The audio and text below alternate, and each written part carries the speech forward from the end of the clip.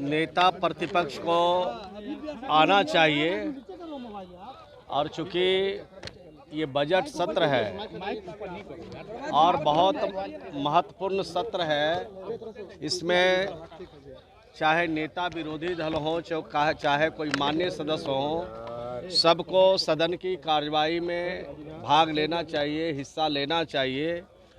और आज तो और महत्वपूर्ण कई विधेयक हैं, उस पर भी चर्चा होगी। और विधेयक जब आते हैं, कानून जब बनाए जाते हैं, नियम बनाए जाते हैं, तो उसमें लोगों का सुझाव लिया जाता है, उस पर उनका अमेंडमेंट आता है।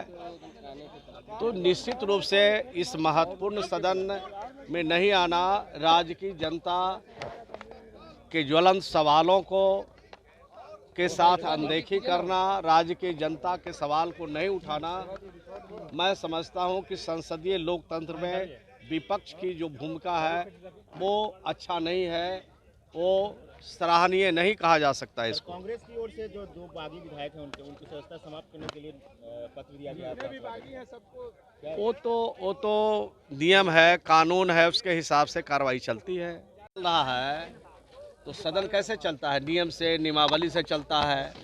कोई बात बाहर में आप लोगों को बता देते हैं, अब भीतर में जब सदन चल रहा है तो वहाँ रहते ही नहीं है, तो उनको कैसे पता चलेगा कि नियम से सदन चल रहा है, कि कानून से चल रहा है, कि नियमावली से चल रहा है? जब सदन में रहेंगे तब ना उनको पता चलेगा कि सदन नियम से चलता है।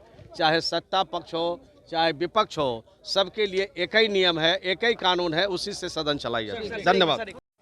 इस पर विपक्ष सवाल खड़ा कर रहा है, क्या कहेंगे? सवाल तो सदन में खड़ा करेंगे ना, बाहर खड़ा करने से कुछ नहीं होगा। सदन में अपनी बात को रखेंगे, उसका जवाब सरकार देगी। लेकिन जिस तरह से विधायकों को की खरीद फरोख्त हो रही है, विपक्ष का कहना है कि बीजेपी का हाथ है इसके पीछे, आप क्या मान रहे हैं? पहले खेला कौन कर रहे थे? जो लोग खेला कर रहे थे उनसे पूछिए कि क्यों खेला में लगे हुए थे।